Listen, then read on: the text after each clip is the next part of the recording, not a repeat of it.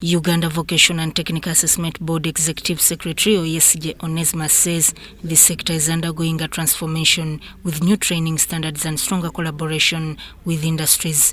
When you got section 30 and 31, I'm just going to read there.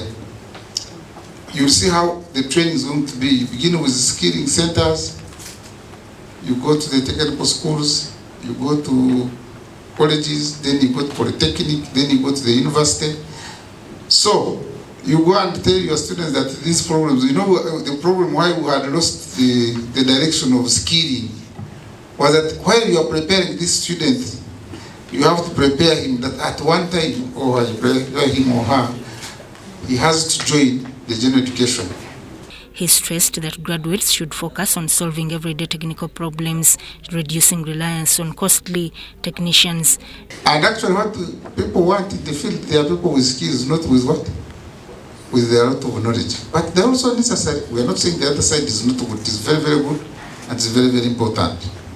Because usually now, those who know why it is done, that is knowledge.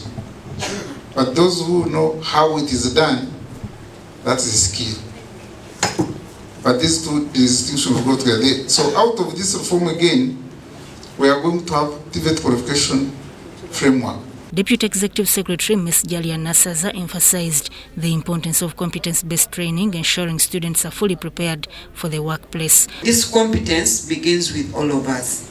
So at this point in time, it is a time we should reflect from the training that you've had as a trigger to make you think, to make you reflect upon yourself, to make you go and tell others, members, this is what is happening, because we are realigning everything into competence-based.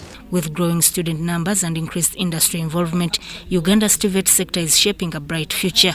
Abandon the too much theories. Theory is important to know the science behind whatever we're doing, but I think it may not fetch the country money. It may not help us people get gainful employment.